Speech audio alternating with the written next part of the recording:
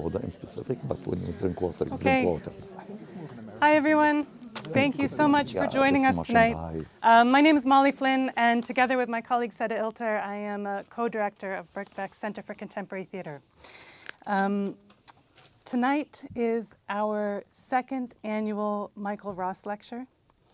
It's an event that's supported by the family of Michael Ross, a brilliant playwright who died at the age of 40 in 2019. And we are so honored and grateful to be able to host this event, to share this kind of work with our students, with our staff, and with our audiences. So I want to start tonight by saying thank you to Thomas and Sophie and to Michael for making this possible. Thank you. There are also a few other individuals and organizations that I want to thank before we get started tonight. So first of all, I'd like to thank Fintan Walsh, our head of school. I don't know, you are here somewhere. Thank you so much for your support, for making this possible and supporting the process all the way through from the first moment of suggestion to where we are tonight. I also want to express my gratitude to Sarah Marks, who isn't able to join us tonight. She's the head of Birkbeck Center for Interdisciplinary Research on Mental Health, and without her support, this also wouldn't have been possible. Also, I'd like to thank Alia Al-Zougbi from Shubak, Europe's largest festival of Arab arts. Thank you so much, Alia. Thank you also to Battersea Arts Center, to Jonathan Chadwick and As Theatre, and lastly to Zoe Svensson and the Cambridge Drama and Performance Seminar Series. It's, as you can imagine, it's been a real team effort to put this together, and I'm really grateful to each person who has put the time in, so thank you so much. Thank you. Now, it is my truly great honor to introduce our speaker for tonight, Hossam Madhoun. Thank you. Hossam is a theater maker who is joining us from Gaza via Cairo, where he's currently based after having been displaced by the war just under a year ago. Hossam is an honorary research fellow here at Birkbeck. He's been working as a theater maker in Gaza and internationally for over 3 decades. He's translated numerous plays from Arabic into English, and his writing has recently been staged in several countries, including the UK, Norway, Italy, and Luxembourg, to name a few. Alongside his work in theater, Hossam also works as a child protection specialist at Madhoun Development Center, where he leads a team of more than 115 counselors and social workers who provide psychosocial support and psychological first aid for children and families impacted by the war. I also want to introduce our moderator for tonight's discussion, who will be joining Hossam on stage after the lecture, Hannah Khalil.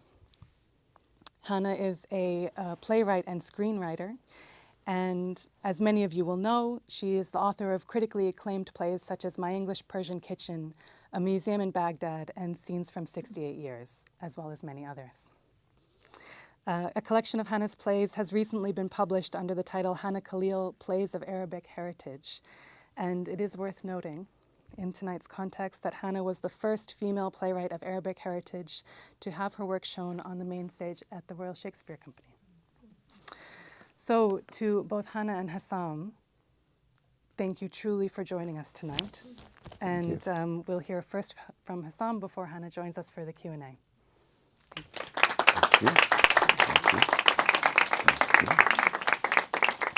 Oh, yeah. It's a little bit, the first time ever I'd stand on a stage, I was like trembling like this. And later on when my first teacher in acting, he told me that you don't have peace with the stage. You need to have peace with the stage. And that first time I had a poem written by a friend of mine, and he asked me to read it. And I was taking the paper like this. No, I'm beyond that, I think. I'm too old to tremble on the stage. I can stand still. My name is Hossam, and I want to, I'm supposed to tell you about my journey in theater, but for me, in order to understand what means that journey, you need to know the context of that journey, where it came from and where it happened. Because seeing theater and theater play and theater career, it's like an actor or a director, and with arena like this, with the production and the text and the work and they prepare and then they perform it to audience. In Palestine, it's not at all like this. 50 years ago, or around, like for any other child, the world is only the home, the street, and maybe the neighborhood around. This is all what you know, and this is what you think. Your imagination doesn't go beyond that. This is the whole world. In that whole world of mine, when I was 8 or 9 years old, it wasn't strange to see some soldiers, always in group of 3 to 5, with guns, and walking along the street, and they are not like us, and they don't speak our language. And people like me, my people, when they see the soldiers, they will try to go to the other side or to slow down until those soldiers pass. I remember the first time I met what's so-called occupation. I was walking in that age with my father when this group of soldiers stopped us. I cannot recall no, I think they were just approaching my father, asking for his identity. And always the position is like this. One soldier will approach him, 2 soldiers will stand in distance, and the third will point a gun on the stopped person. I was so afraid, I touched to my father like this. They asked him to turn around, to split his feet. They search him. Another soldier check his ID card, give it back, and we moved. For me as a child, it's normal, this is life. Where is the strange in it? I don't understand, I don't know. I thought that this is life. As my street and my neighbor is the whole world, this kind of relation is also the normal. I grow up a little bit, and I started to realize that it is not normal. This is not life. This should not be like this. My friend and colleague, Jamal Ruzi, way before I know him, he was doing theater. I did not in that time. On 82, he was 18 years old, doing in Nusayrat camp a theater show. And luckily, he got a scholarship to Canada, a scholarship for a young man from Nusayrat camp, from Gaza Strip, from Palestine, to go to Canada for education. That was like a miracle. Jamal was doing theater in the social center in the camp, and he received, what do we call it? It's not convocation, invitation, but from the military governor of Nusayrat.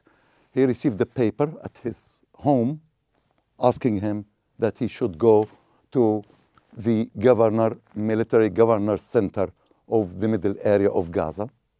The second day he went there, and they questioned him about the play, and they accused him of making incitement against the Israelis, and they warned him never to do it again. He went home. They did not torture him or present him, but they gave him that warning. On that time, before the arrival of the authority, the PA, on 1995, we were still under the Israeli military occupation in Gaza Strip, where if anyone wants to travel out of Gaza, he needs a permit from the military governor. Jamal got that scholarship. He went to apply for traveling. He was rejected. He was not allowed to travel, and he lost this great chance of studying in Canada. He stuck there, and that was a punishment for him because he continued doing theater.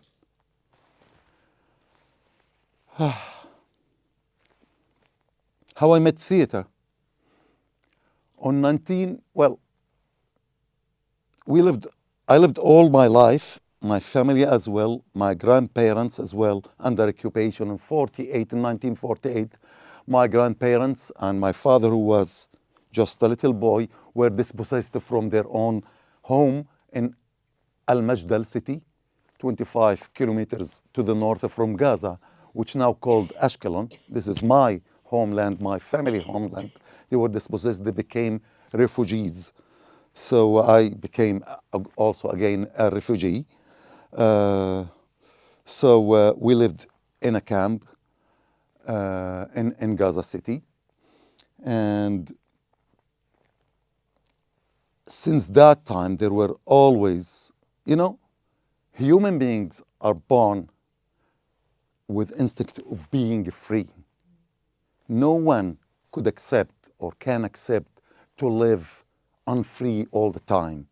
So from time to time, there were different types of resistance from the Palestinians met by severe, brutal violence from the Israeli occupation. On 1997, there were what we call the first intifada. And I think you know the word intifada because it entered the dictionary, the English dictionary on 1998 as an English vocabulary, meaning a public uprising. On that time, I, like every other Palestinian, I was writing graffitis on the walls against occupation. While I was writing these graffitis, some soldiers, Israeli soldiers, they start to run after me. I ran. They caught me at the end. They are well trained. I'm not. And I was brought to a military court and judged for 9 months jail under the accusation or the allegation of making incitement against Israel. All what I did that I wrote, no for occupation, we want to be free. And for that I was in prison for 9 months. And prison, maybe if you try to visualize what a prison here, it's easy. It's a building with rooms clean but locked with guards. There it is not the same. It was a big, huge camp in the desert of Negev.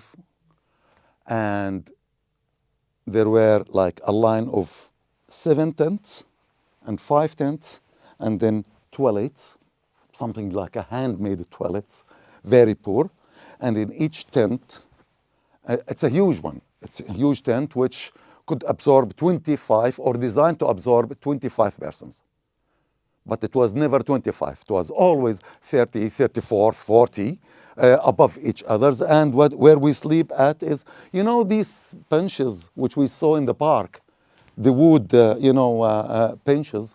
It is just something similar, but a little bit wider and like 10 centimeters above the ground. And then above it, there is a mattress of 5 centimeters thick. This is where we supposed to sleep. And those tents are surrounded with barbed wires, actually 2 lanes of barbed wires. So there is the first one and then the other one around, and there is a 1 meter in between. And of course, observation towers with gun pointed at the people who could be around 300 to 400 persons in each block like this. There were at least 12 blocks in the desert. This is the place where I spent 9 months of my life there. And from time to time, the soldiers wanted to search our things, so they take us between the 2 barbed wires fences, and they enter and they bring upside down our things, looking for what they would consider illegal, and then they bring us in.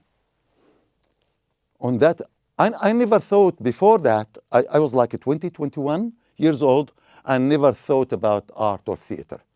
I am not of those who born dreaming to be actors or stars, never.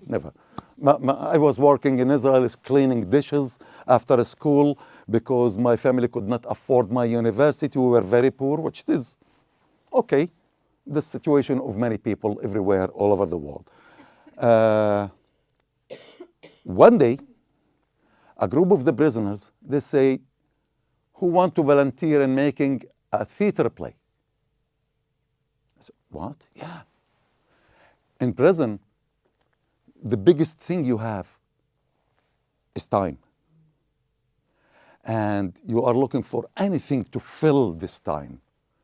I like to read. There were plenty of books coming through the ICRC, the International Red Cross. But only reading, so there were something to do to make theater. I never know what is it. So those group, I said I want, but they were already choose the actors. I said okay. They told me that you will be a member of the support team for the play. All right. The play was about an incident where an Israeli soldier stopped 7 workers inside Israel in a city called Rishon LeZion. He forced them to stand along the wall and he shot them dead. So they wanted to make a play about this incident and talk about what happened to their families who are left without a fathers or brothers or whatsoever. I cannot really remember the details of the play, but I remember the details of how the things was made. We are in a tent like this, and there is all of these benches which we sleep on. They start to collect those benches and to make put it above each other, and they make a stage out of it at the end of the tent. So there is a stage. And then we were, the blanket we have was like very rough, dark color, almost a black, but not a black. They hang it in behind. And with the toothpaste, they start to draw like a wall. So when you see it, oh, this is a wall of the camp. Then they made the curtains, but they wanted the ropes. There is no ropes. So what they did, they took the sweater like this. Sorry, I'm getting hot. They undo the strength, and then 2 persons will take this long dress, and they roll it against each other, and then they take it together again, and it will roll around itself, and they do it again and again, and each time it gets thicker and thicker until they create a rope. For me, that was magic, really magic. The third thing, they fabricated a lute, a music instrument, out of, what is it in English? You know, a tank of olive oil, yeah. They smuggle it from the kitchen inside where the tent is.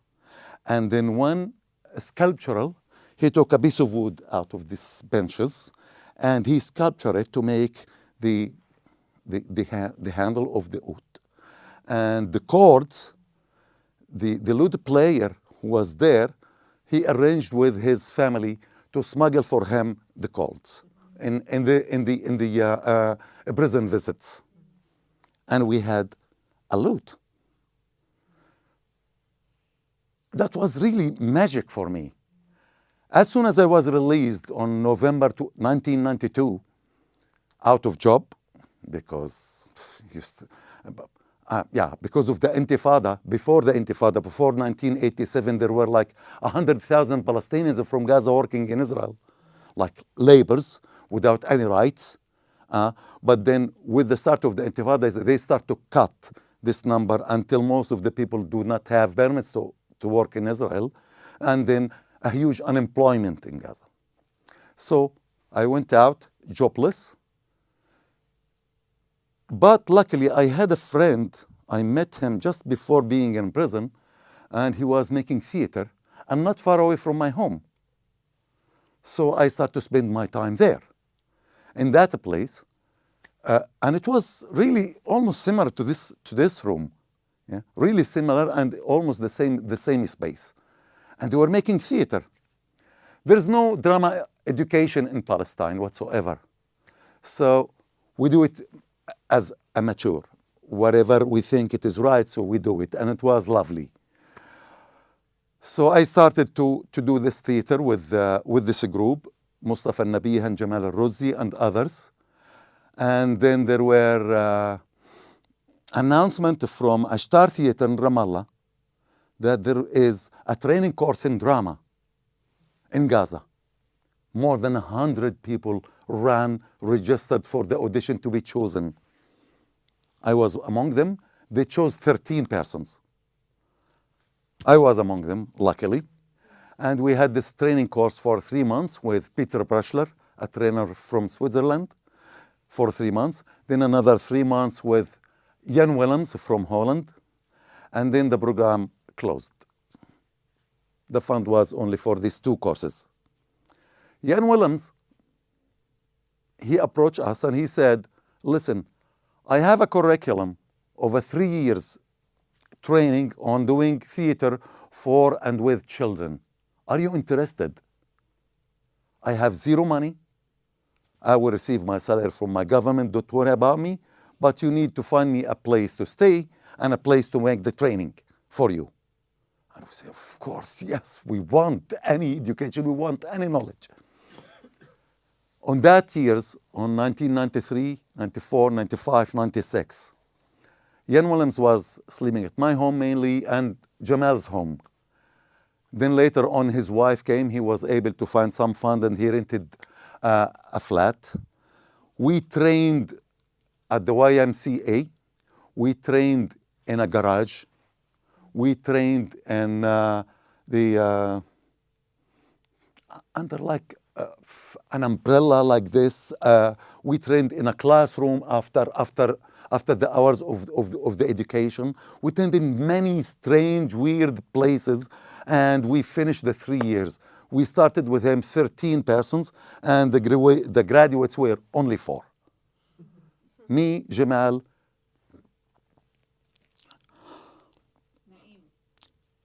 I don't forget the name, but the name brought my tears. Of course, Naeem and Ali. Those 4, we finished that course.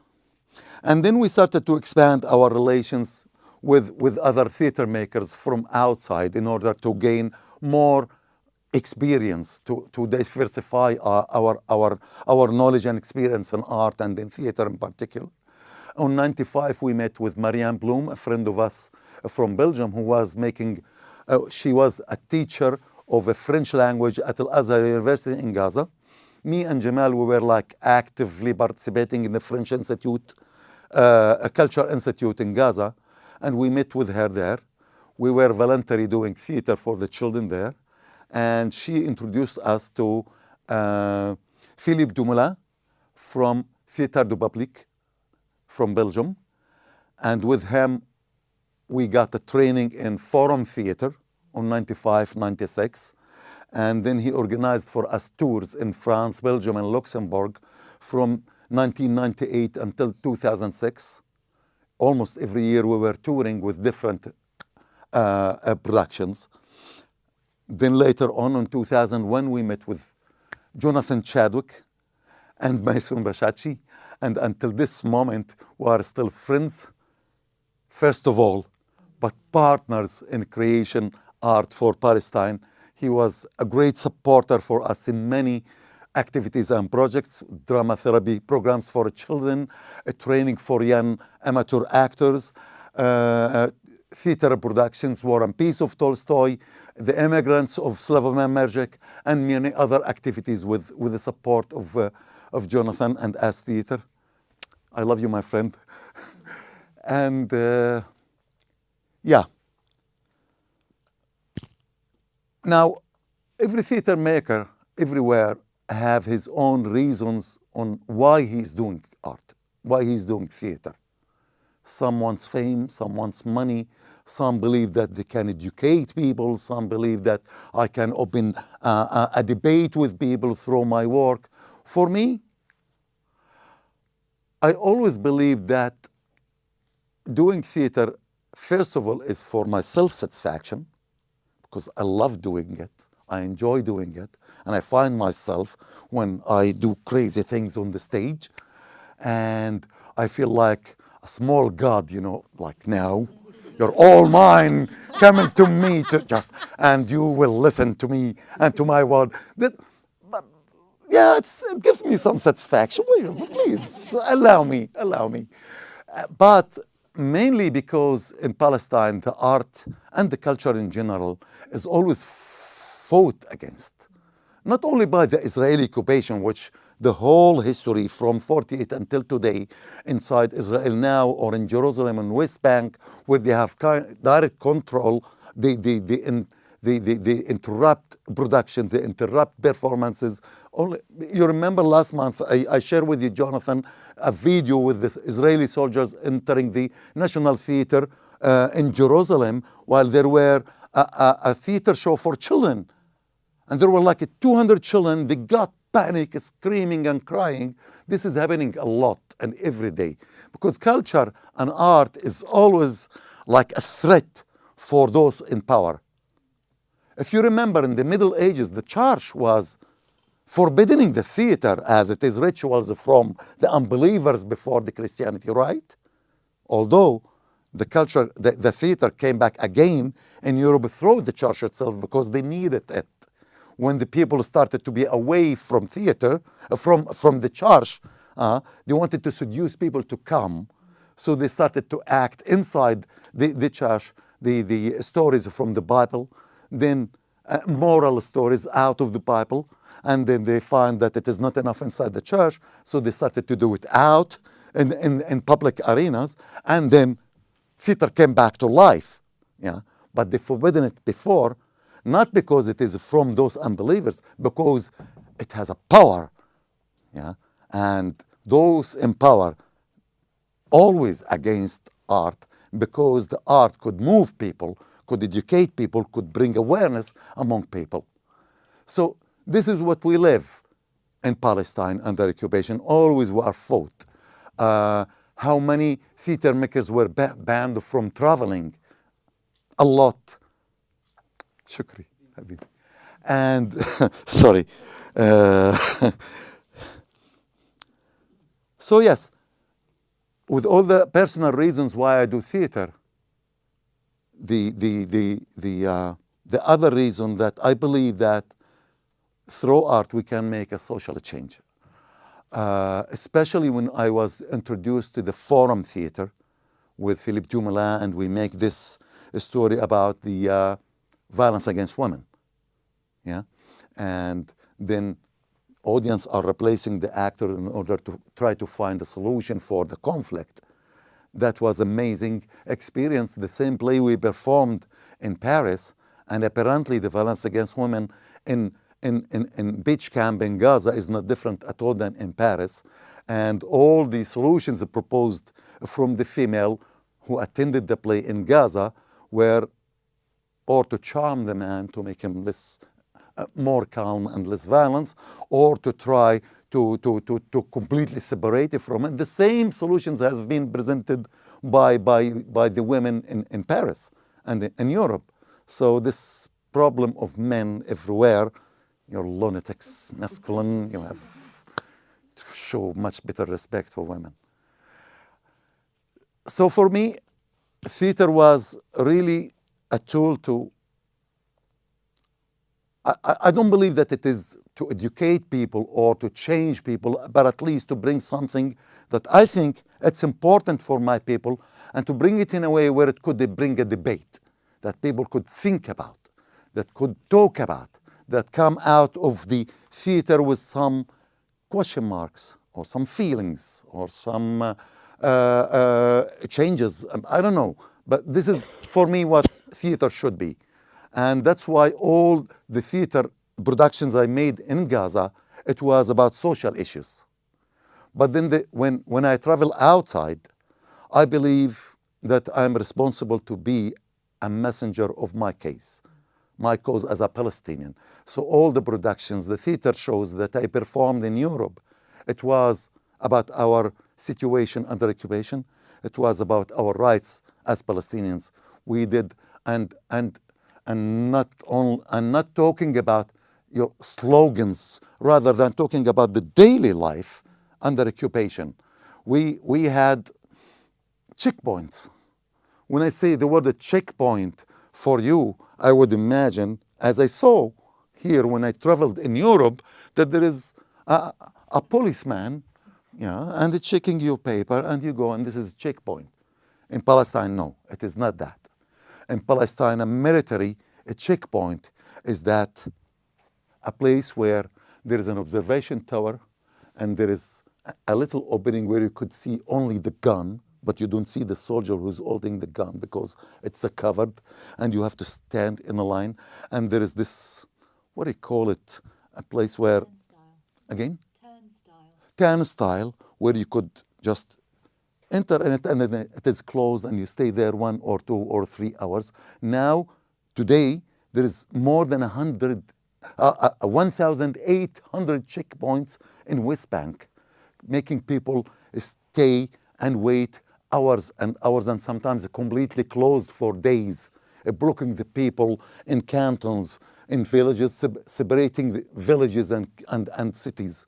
In Gaza, when on 2005, they install what we call it Abu Huli checkpoints, cutting Gaza from the middle, the north from the south, and there, long lines of cars, passengers from both ways, just waiting for a gesture from that observation tower that we can pass or not pass. We were, me, Jamal, and Marianne sitting in a car and waiting. We were coming back from Khan Yunis to Gaza City and just waiting. And while waiting, there were an ambulance also making the serene in need to go, while a mother is giving birth there inside the ambulance.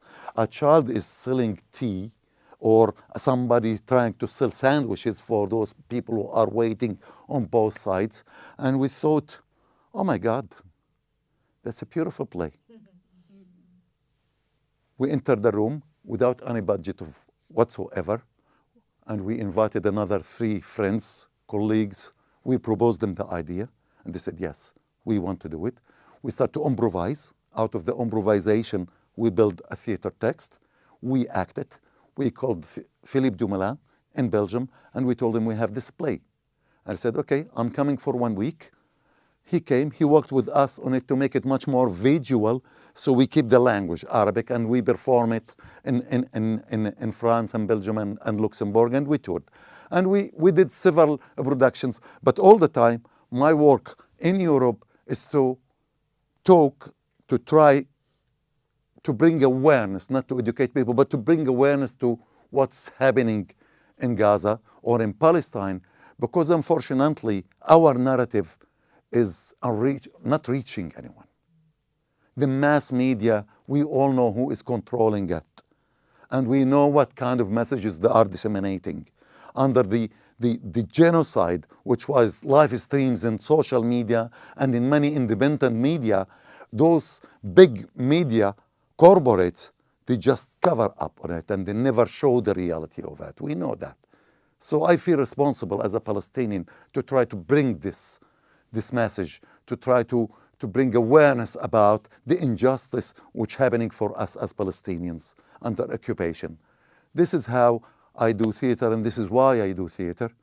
Well, I can talk for another 1 or 2 or 10 days even, not hours, because I am a talkative person and like to. But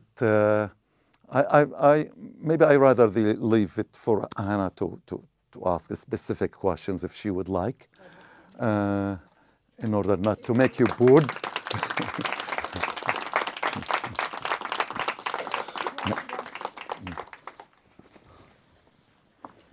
I'll take a little water if you don't mind. Oops. That's sparkling water. No, it's fine, it's fine, it's fine. No, it's all right, it's all right. I will deal. You see? Because I'm the speaker, so I'm the one who have water. You don't. I have that privilege.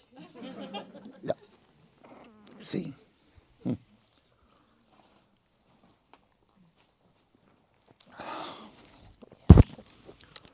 Yeah, great. Yeah. Wasn't that brilliant? I mean, Well, maybe, Hannah, can I say something a little? Yeah. there is something important related to me as Hossam. I'm not really a writer writing regularly like Hannah. She's a professional writer. But I find myself in stressing situations, especially in war, writing things. And during the wars hit Gaza on 2008 and 9, 2012, 2014, 2020, 21, 23, there were one person who was always, among many others, but he was the first and continuously calling me to check on me. That was Jonathan.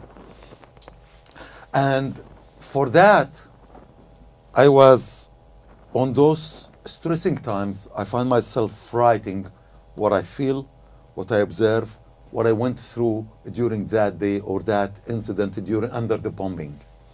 And I share it with Jonathan.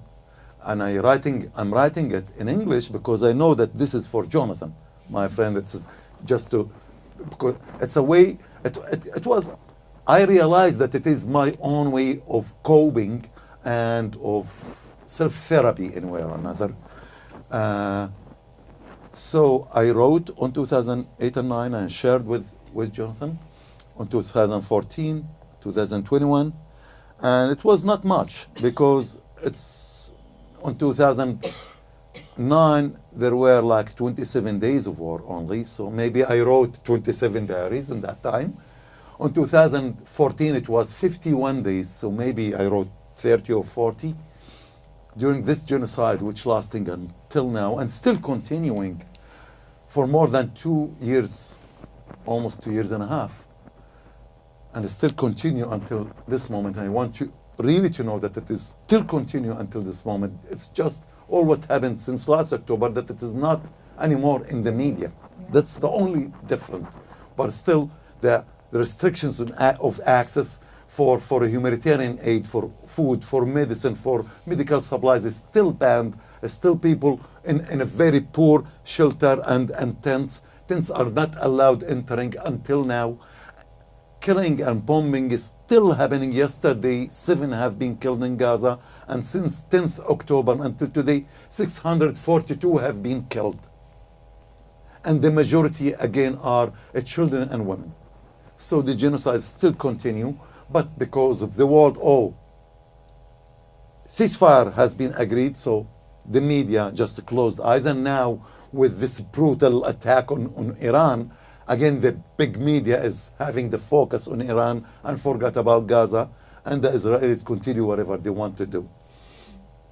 So during this genocide, I wrote like 100 or more than 100 diaries, 130 or 140, and I was sharing it at the beginning with Jonathan Chadwick, who was start to use it by arranging events in 21 gallery, inviting people to read my diaries in front of them and inviting other actors and activists to read it.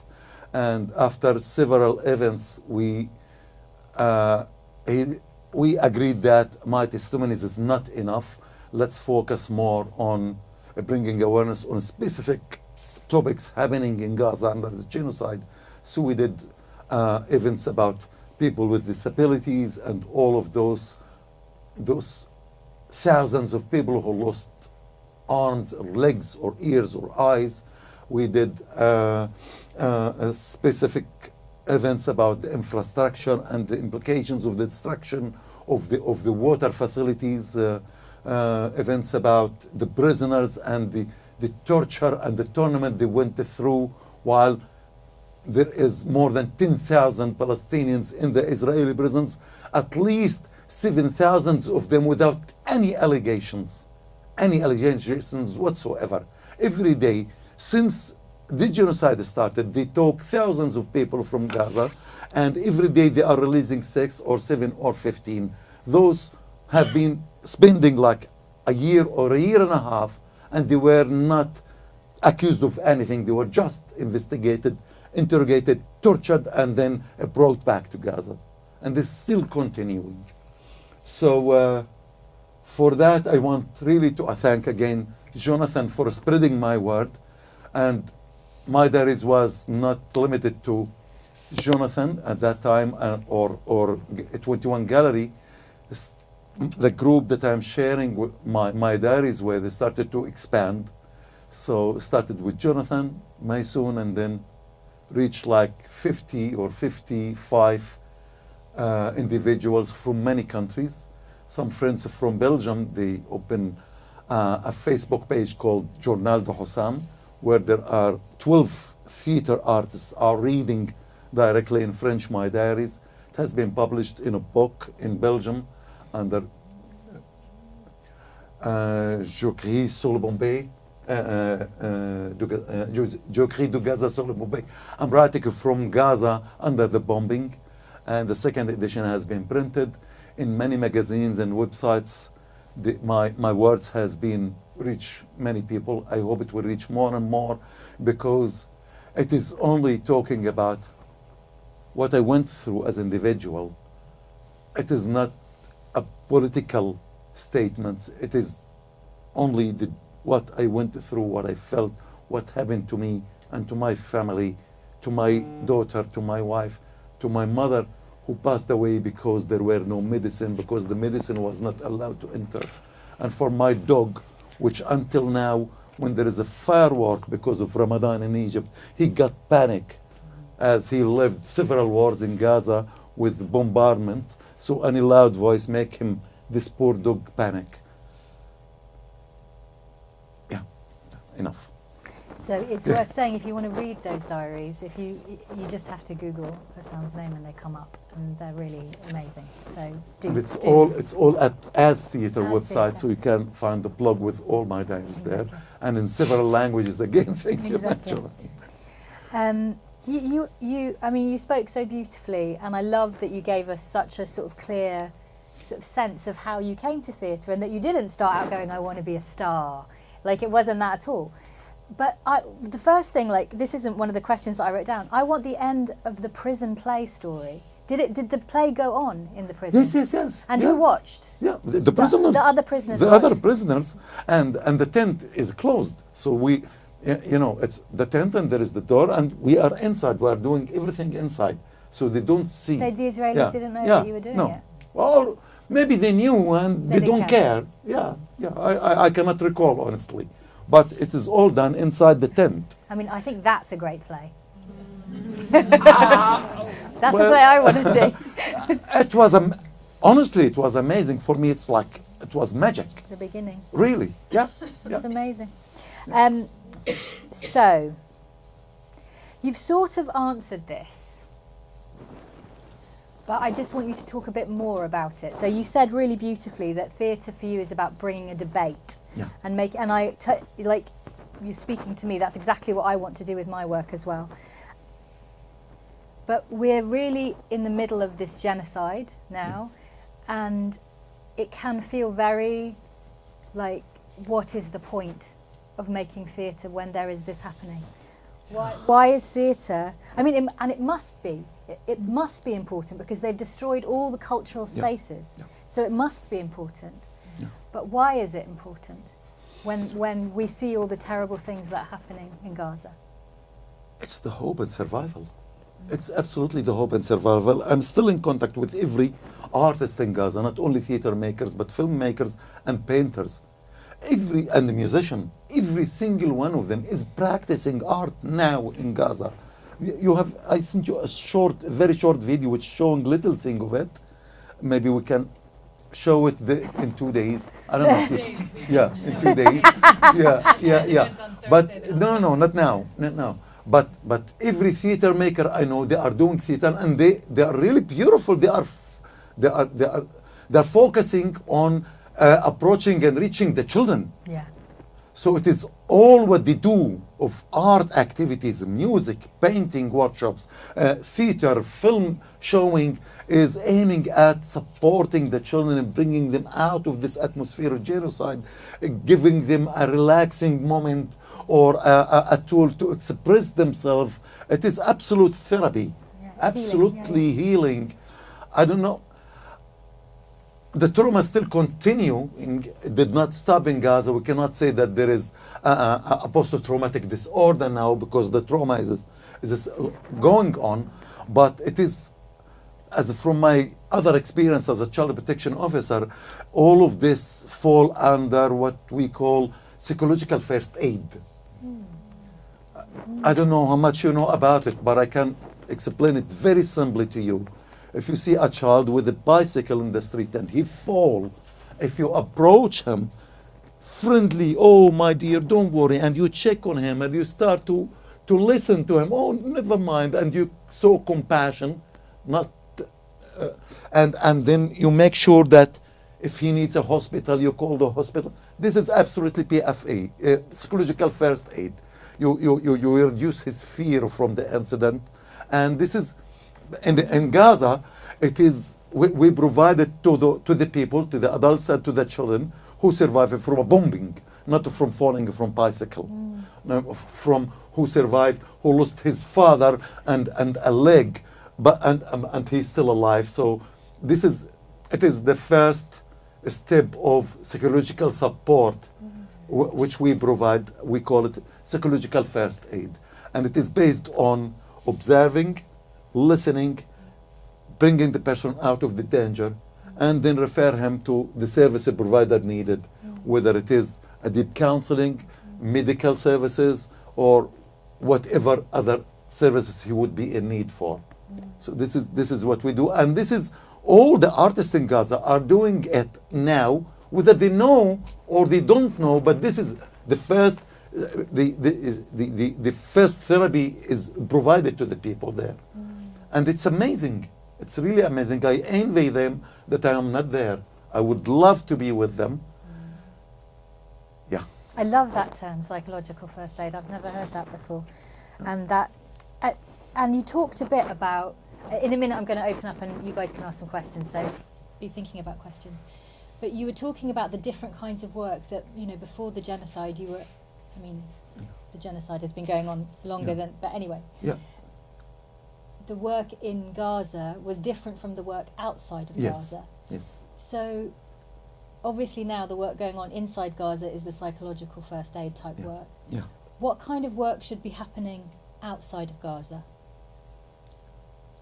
Like this thing that I did all the time in Europe, to bring more awareness about the injustice happening in Palestine, not by saying, oh, Israel occupied, Palestine occupied.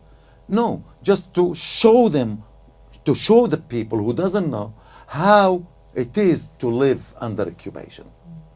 What does it mean to stop 4 or 5 hours on a checkpoint where a strange soldier is pointing a gun on you, or a commander preventing you from traveling, or in the bigger picture, under occupation, we don't. I'll tell you a story. The third shock in my life of being under occupation, it was in 1995. There were the authority there, but we did not have our passports yet as Palestinians. I had an invitation to travel to Spain, the first time ever I left to Europe. So I had to make a travel document. In that time, it was not called passport, it was a travel document issued by the Israeli authorities. And there is the stamp of the Israelis on it. And it includes the information, Hossam Abdul Karim Ahmed al-Madhoun, ID card 917085536, nationality, unidentified. This is what they wrote on my travel document. They denied me of my nationality.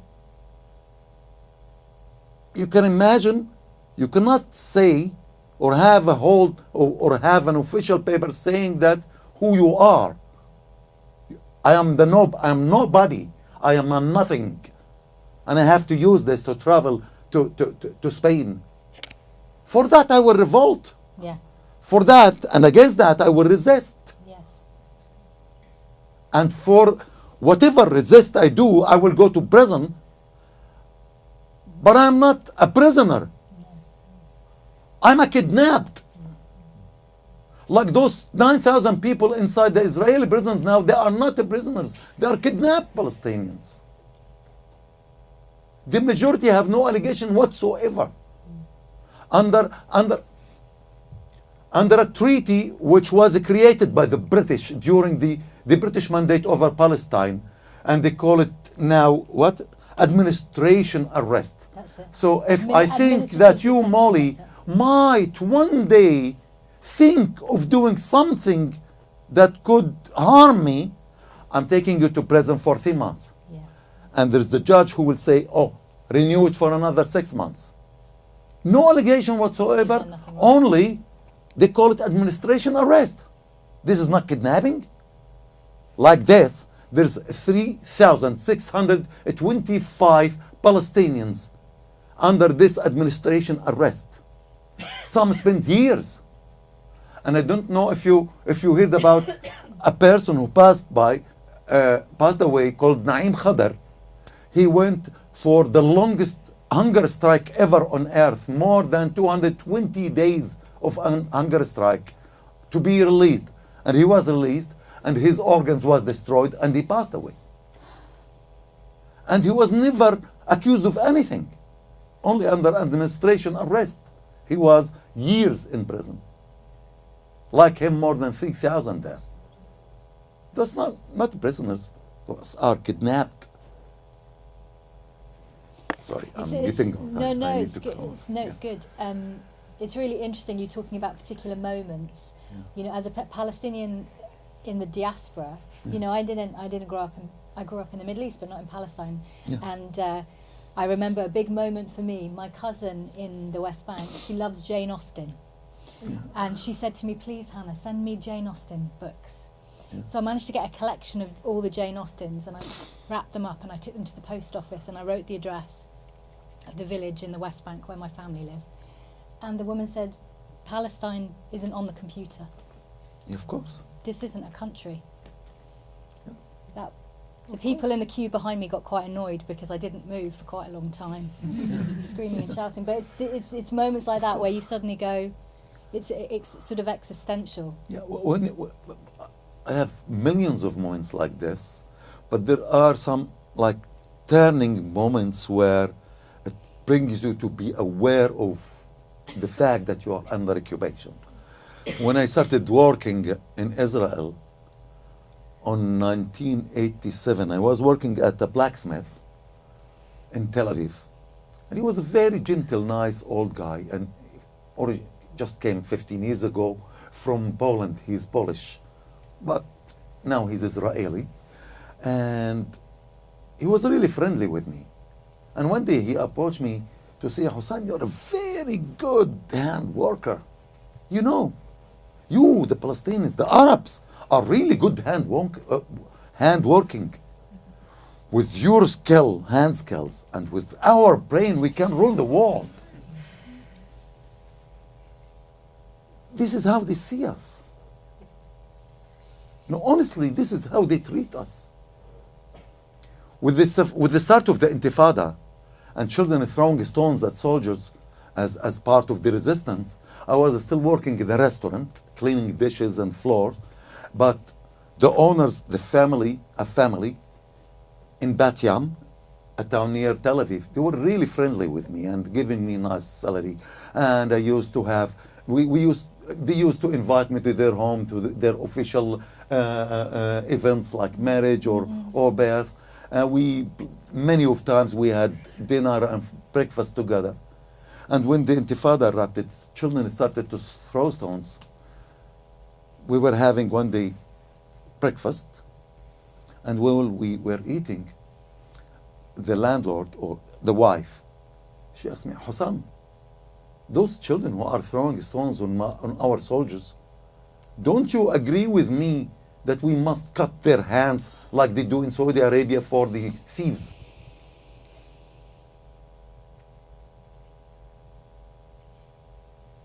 It was like an attacking question on me where I was like speechless.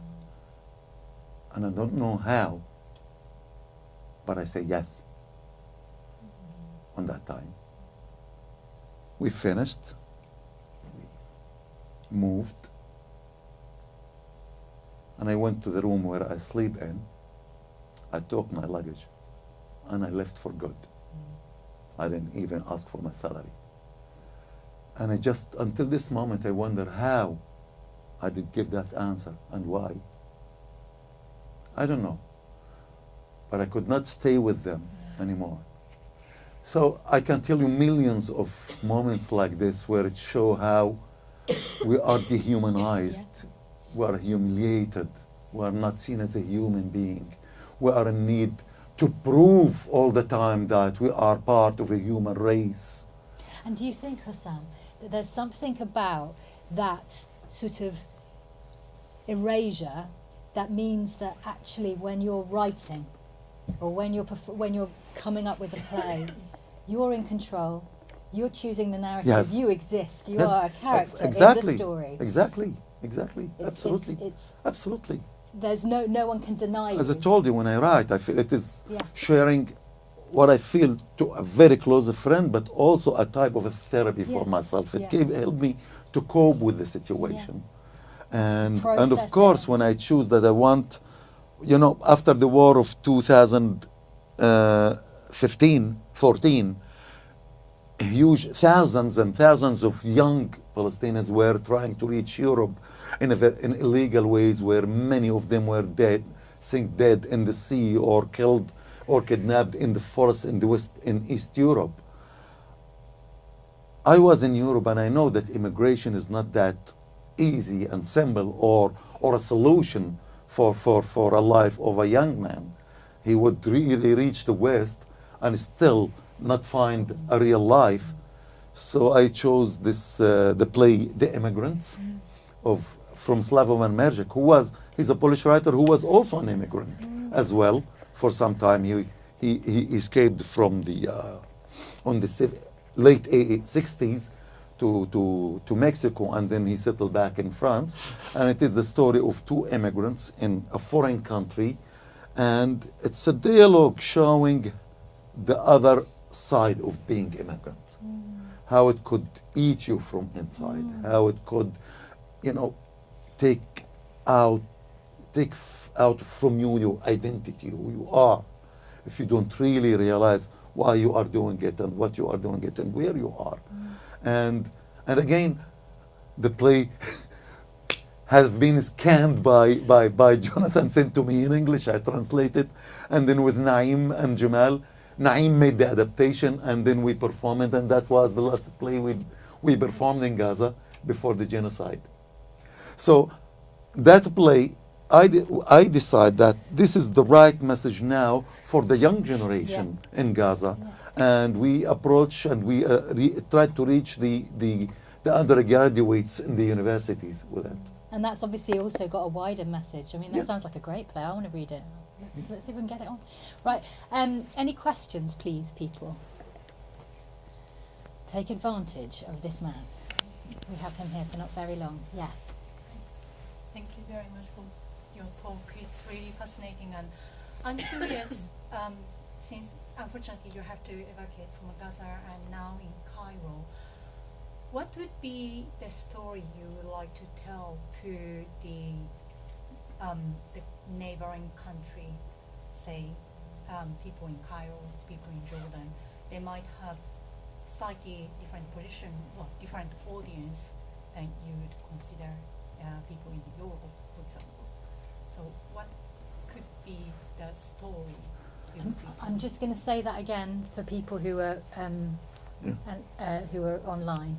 So the question is, what's the story that you would like to tell to audience members that are not European, that are in neighbouring countries to Palestine, like Egypt or Jordan? All right. So for us as Palestinians, we've been always dehumanized in two different ways. By the Israelis calling us terrorists, by our brothers, the Arabs, calling us heroes or fighters. And in fact, both statements just dehumanizing us.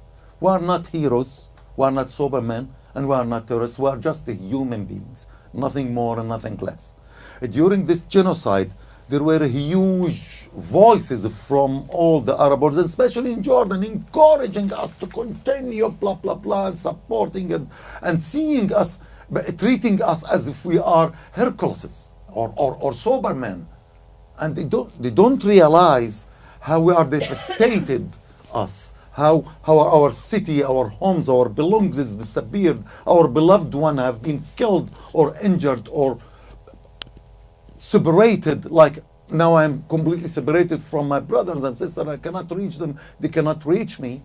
And thousands of family in this situation, they don't realize that because they see us heroes. In Egypt, I realized that. And whenever I open the discussion or a debate with fellow Egyptians, I'm trying to explain to them, we are only human beings and nothing else, no more, no less, accidentally happened that we're born under occupation. And for that we are punished. I did not choose to be a Palestinian or to born in Gaza. I did not choose at all. I did not choose to be from this background. It happened that I'm born there. Why I have to pay a price all of my life for a coincident thing happen? Thank you. Thank you for the question. Any more? Alia. Yes, Shukran, Hossam. Yes, You started by speaking about imagination as a child and, seeing what was before you and not necessarily knowing that the rest of the world isn't like what you were witnessing. And I wondered today, you went on to speak about how you archive and document and will not forget, because of course the resistance is always forgotten, right? Like it's erased intentionally. This is what's erased, and you are documenting, you are archiving through your writing, you are telling how it is every day. Is there still space for imagination for you today? Is there a time and a place for it? Is it a tool that you continue to use? Listen, and when you live under such situation, genocide, you see, I was going out of home every day, from the home to Honourary clinic where I can find a place to work and to send emails and so on, passing through that street where every day there is new demolished houses, until both sides of the street there were nothing. And hundreds and hundreds of people at the beginning of the first few months of the genocide were killed on daily basis. There were like 500 and 600 and hundreds of buildings and towers, and you would really reach a point of complete despair, absolutely despair. What really helps me not to reach that point of despair is what I was receiving from friends from outside. Not only from Jonathan, but many other friends, like Philip Jumla, Gerhard from Austria, Steve from Switzerland. They were calling and checking on me and telling me that they are doing this and that. They are doing debates, they are spreading the words. Hey, people are more aware of what's happening there. The narrative, the Palestinian narrative is start to change people. The social media is competing the mass media which used to control the world. Those gave me a positive voice which makes me believe that there is a hope. And I promise you, if I wouldn't reach that moment, I might really would die. Because how you could live without hope?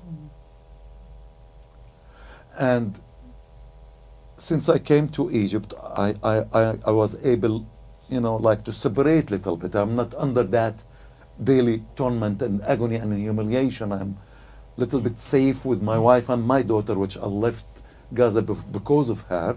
And we have food, we have shelter, we are okay. So I start to have more time to watch what's happening around. And really all of these movements, all of these demonstrations everywhere in America and in Europe, And it gives me a hope. I know that we are not going to be set free tomorrow. I know that there is a complete complicity from the West countries, the regime at least, with the genocidal Israel government. But I know that the power of people will make the change one day, even if it is not in my time, maybe not in the time of my daughter, but it will come. One day it will come, because people now much more aware. Before, our narrative, our story as Palestinians never reached anyone. They don't know. And in a way or another, I cannot blame the individuals in the West, although it's their governments who are complicit with the occupation or the and the genocide. But I calculate things on my level. What I did for the Rohingya genocide. I just show maybe some compassion. I wrote 1 or 2 posts on Facebook. So in this sense, I cannot blame every individual in the West that they didn't do enough, because I know they have their own lives, their own trouble, their jobs, their children. But at the end, still they are responsible in a way or another, because it's their government who is participating in just this genocide. See? And what happened, that there is a kind of awareness, awakening in the West for what's happening there. And I'm sure that the change will come one day. And this is what gives me the hope to continue. And that's why I am here. And thank you, Molly. And thank you very much for giving me this chance of being with you here. It's wonderful. Yes. Well, first, just to say that this has been extraordinary and deeply moving, and you've performed what you want to create in front of us, and you've drawn us in. So it's been a fantastic event and occasion. So thank you. I'm very struck by you saying that you don't want to be called a hero or innocent. But there is a huge difference between what you are and what the people are who are generating the intolerable situation you're trying to survive. You're not a liar and you're not corrupt. And what we're witnessing at the moment is 2 things which I think are very hard to know what to do with to help you without being patronizing. And that is to do with the kind of the bystander, the fact that genocide has been allowed to happen, and the fact that we have precisely been people in the West, many, not all, whatever activism we're engaged with, carrying on with our daily lives. And that starts to feel both necessary but culpable, because we're allowing it to happen. So I just wondered what you might want to say about that, because there's such a sense of inadequacy from the other side. Failure. We're failing you every minute, even when we're listening to you and appreciating you and respecting you. Thank you. Thank you. Well, I'm afraid to say that you did not fail us only, but you fail yourself.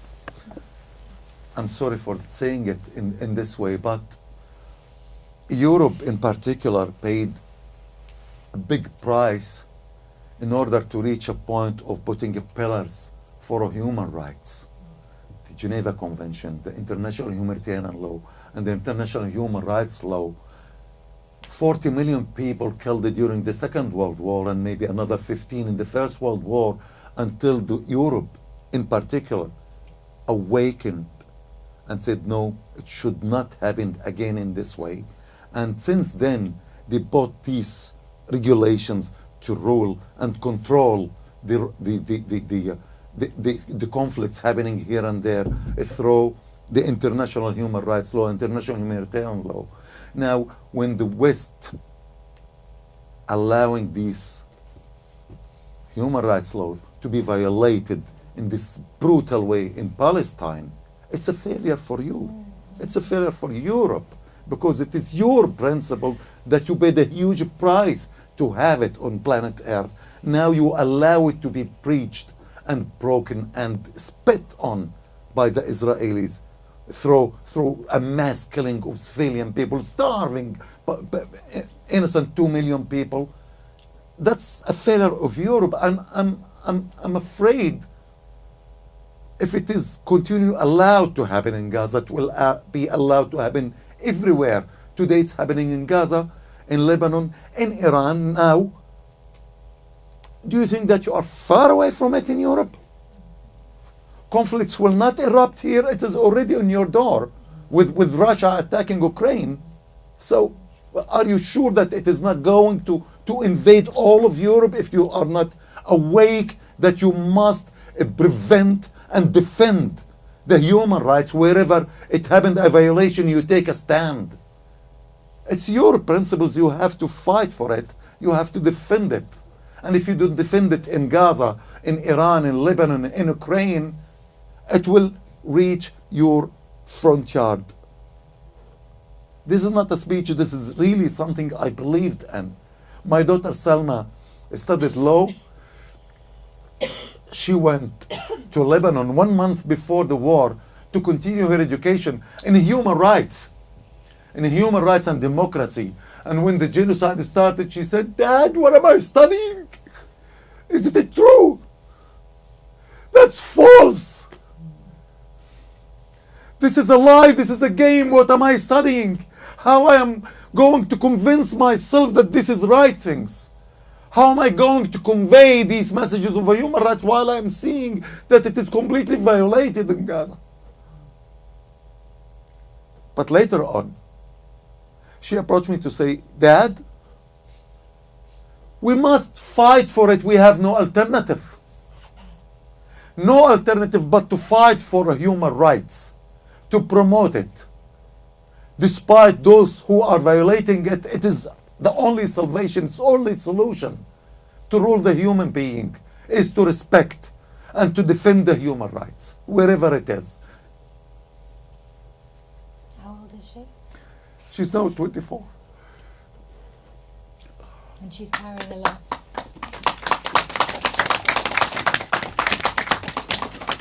Do we have time for one more, Molly? Hossam. You can do one after as well. Go on.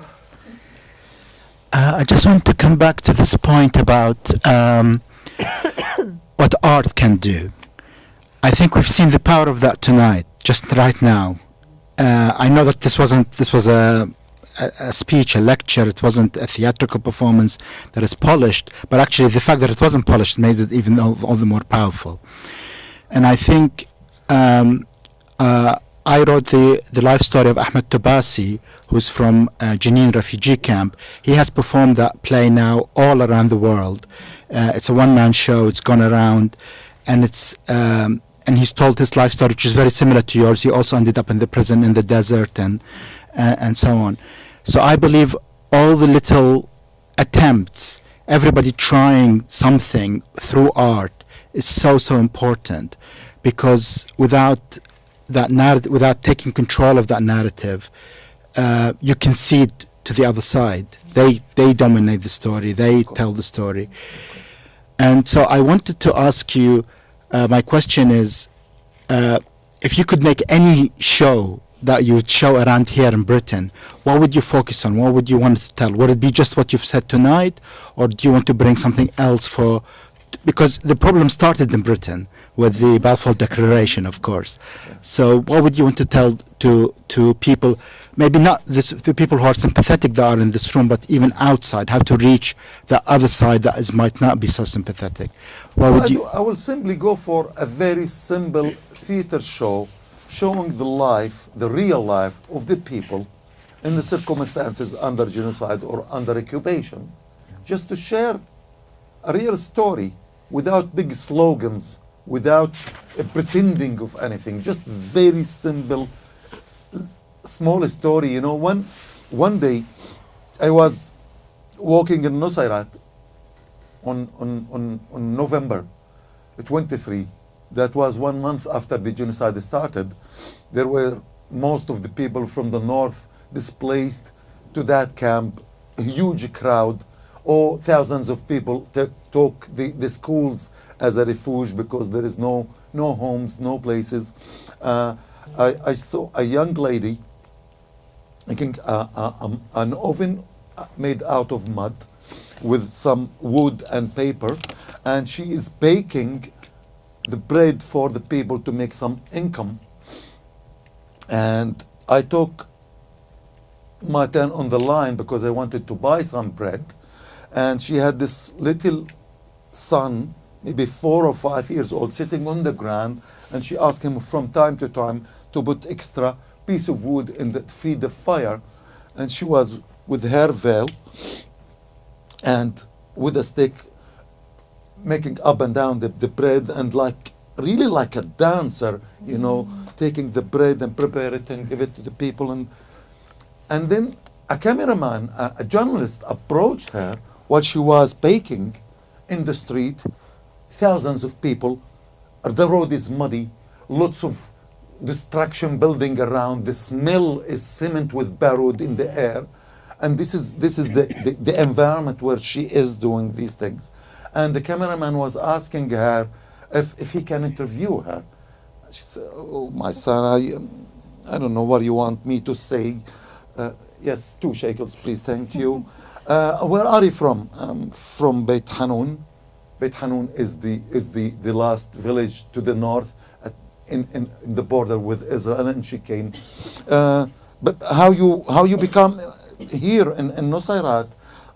Well, we first escaped on the second day of the war to my father-in-law in beach camp, where I was in the market, and she talks, you know, fluently while still continue doing these things, and I was just watching, astonished. And she said, and there in the beach camp, I was going with this little son to the market trying to buy some food when I hear the bombing nearby. While going back to home, I realized it is my home, my parents-in-law and my husband there, and they all died under the rubble.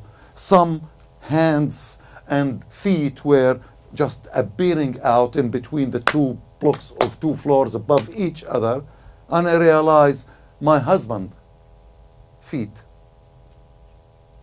I recognize him from 1 toe lost, because he had once accident in Israel while he was working in construction work, and he lost a toe. This is how I recognize that this is my husband. And she was telling this fluently, almost with zero emotions, like a robot, continuing selling and baking and talking to her kid from time to, yes, mama, put another piece. Oh, I wake in the morning because I have my sister, she is with disability in the room. I have to wake at 4 in the morning in order to take her so early to the very limited number of toilets in the school. The school will have like 6 toilets for the, or 12 toilets, let's say, for the 1,000 students in normal days, while now there is a 5,000 displaced people inside that place with this only 12 toilets. So she wake up at 4 in the morning to be on the line at the beginning in order to take care of her disabled sister, bringing her back so that she can be baking at 6 in the morning in order to make some little money to buy food to feed herself and her child and her disabled. Oof. So this is not a play. This is not fiction. This is something that I saw, I heard, and this is a scene that I would bring to show to the people here. I will put it on the stage, just to show the people this is how we live through genocide. Last one. شكرا يا هسام يعطيك ألف عافية عن جد. Having read and heard a lot of your texts, it's so special to see them actually told by you. This was Mother Courage, not Bertolt Brecht. So thank you, as ever, for your generosity, for your courage, for your sincerity. You make me think, I'm sure you know her, this wonderful author, Svetlana Alexievich. Her first book, and it begins with a conversation she had with a censor, And she makes me think of you a lot. The censor says it's about women's experience of war during World War II. This is a lie. This is slander against our soldiers who liberated half of Europe, against our partisans, against our heroic people. We don't need your little history. We need the big history, the history of the victory with a capital V. You don't love our heroes. You don't love our great ideas, the ideas of Marx and Lenin. She answers, I don't know if she says it or she just thinks it.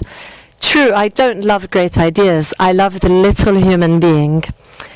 And so I was just wondering if you could tell us a little bit of how you write and how you wrote those extraordinary letters in that period, if it's not too personal a question. No, it is not at all. It is, well, all the time I was continue working. I love my job because really it gives some support and help for the children as a child protection specialist. And when I finish my job, I go back where we displaced at my parents-in-law in Nusayrat. It's a big family. In the first floor and the second floor there is only one room with a very poor toilet, and there is a bed where my bedridden mother lay down there, and I have a mattress just in front of her, so she's like this here and I'm laying here and my head back to the wall, and I got my laptop on, and after caring for my mother until she sleeps or not sleep, getting hallucination, and on the light of the laptop itself and a poor candle because there is no electricity, when I relax, I find myself just writing what I feel at that moment, what happened during the day, what I witnessed, like this lady story, or like the sounds, if you remember this piece of the sounds where I just lay down and I start to hear, when in the dark, your senses are, growing. So the hearing, I hear like all different types of sounds, the leaves with the breeze moving, a child crying from far, a bird back to his nest and so on. And then suddenly a rocket or an air F-16 passing or the crazy noise of the military drone. So I wrote that. I just relax and focus in the voices. So I wrote it as simple as that, and then I share it with my dear Jonathan. And something happened during the day while I was walking, and then a bombing happening where we were in the car trembled and we jumped out, and I have to run to check on the brother of my wife who is selling vegetables in the market, and I don't know, but because I imagined that the rocket was there, so I ran to check on him, and luckily he is safe. So I just write spontaneously what I feel, what I think, what I observe, and what I went through, without any order and without any preparation. I just have it in the dark, the laptop, and I start writing. Whatever comes with me, I don't care. And I don't care about the grammar. I don't care about good English. It's like, you remember, Jonathan, the lactating baby and the lactating mother. There is nothing as such lactating baby in English. I'll learn it later on. There is a lactating mother. But when I talk about that little baby, I wrote lactating baby. And Jonathan told me, hey, well, while there is not in English something called lactating baby, I'm going to keep it because it is obvious. People will understand it. So I'm not going to change it. Maybe it will enter the Cambridge dictionary one day and became a vocabulary in English. So I just write spontaneously.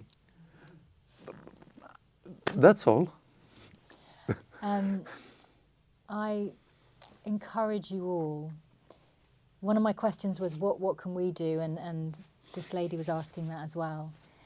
I think one of the most important things you can do is go and tell people about this man and get them to read his work online and keep talking about what's happening in Gaza. And I would invite you with me to thank him very much for being so honest and open and sharing so much of it. Thank you.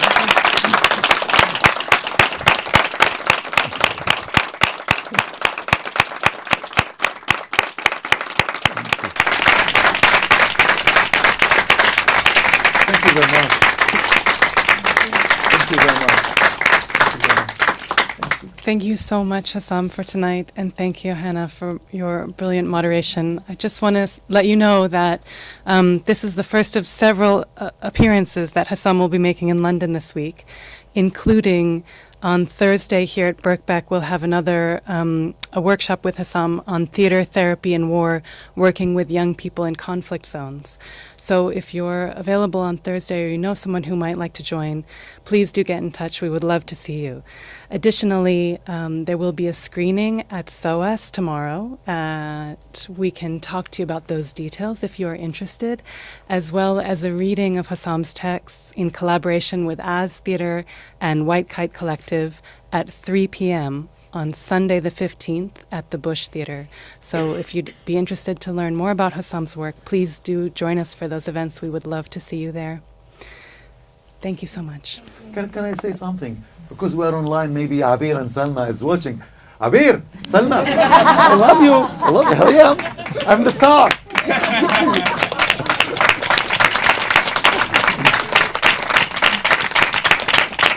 They're a big part of me, and they're a big part of what happened, and they are in every word I wrote. My daughter, my mother, and my wife. God bless them. Thank you very much. Thank you very much.